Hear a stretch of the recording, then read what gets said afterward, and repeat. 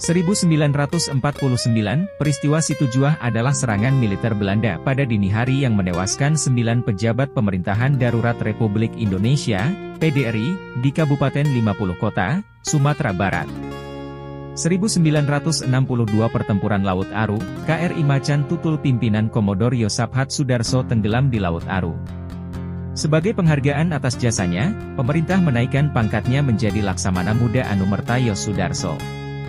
Pada tanggal 6 November 1973 pemerintah menetapkannya sebagai pahlawan nasional berdasarkan SK Presiden RI Nomor 088 TK 1973. Untuk mengenang peristiwa heroik ini pemerintah menetapkan tanggal ini sebagai Hari Peristiwa Laut dan Samudra. Lahir 1925. 1974 aksi unjuk rasa mahasiswa menentang kedatangan Perdana Menteri Jepang Kakuei Tanaka di Jakarta berubah menjadi kerusuhan yang mengakibatkan 10 orang tewas, 137 orang luka-luka, dan 777 orang ditangkap, serta 857 mobil dan 187 sepeda motor dibakar.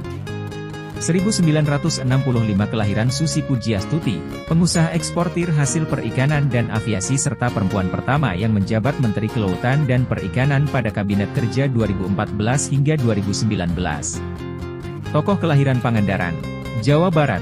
Ini adalah pemilik dan Presiden Direktur PT ASI Pujiastuti Marine Product dan PT ASI Pujiastuti Aviation, Susi Air, dengan 50 pesawat berbagai tipe, 32 Cessna Grand Caravan, 9 Pilatus PC, 6 Porter dan 3 Piaggio P180 Avanti serta 136 pilot. 90 diantaranya pilot asing. Tahun 2012 Susi Air meraih pendapatan 300 miliar rupiah dan melayani 200 penerbangan perintis. Susi dikenal dengan kebijakannya yang tegas, yakni menenggelamkan kapal-kapal pencuri ikan, melarang alat tangkap yang merusak lingkungan dan melarang ekspor benih lobster. Hingga Oktober 2019, tercatat 556 kapal pencuri ikan ditenggelamkan. Untuk kebijakannya itu Susi menerima sejumlah penghargaan baik dari dalam dan luar negeri. Antaranya Bintang Mahaputra Adi Pradana, 2020, Dr. Honoris Causa Universitas Diponegoro, 2016, Dr. Honoris Causa Bidang Keilmuan Manajemen dan Konservasi Sumber Daya Kelautan Institut Teknologi 10 November Surabaya, 2017, Leaders for a Living Planet Award dari Worldwide for Nature, 2016, dan Seafood Champion Award, Amerika Serikat, 5 Juni 2017.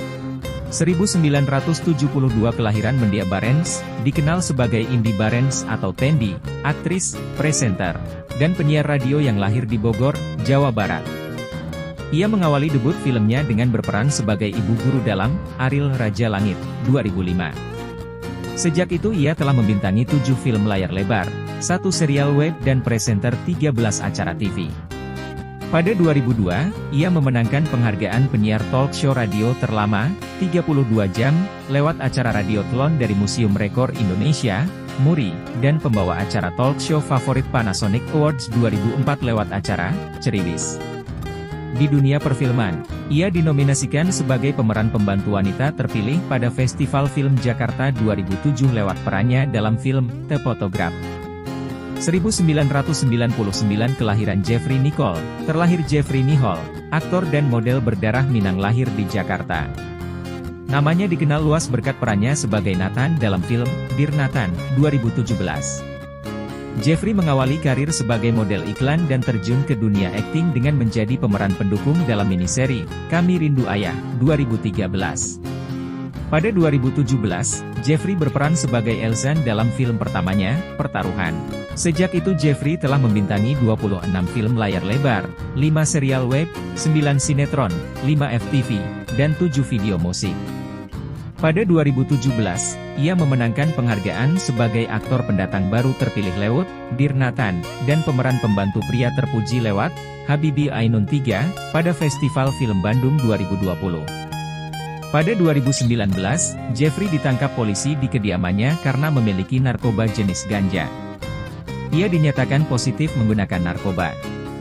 Selain itu ia terpaksa harus menerima kekalahan melawan Rumi di atas ring tinju Superstar Knockout yang diselenggarakan di Mahaka Square, Jakarta Utara, pada 17 November 2023. 2013 kematian Zakiah Darajat, pakar psikologi Islam kelahiran Ampek Angkek, Sumatera Barat.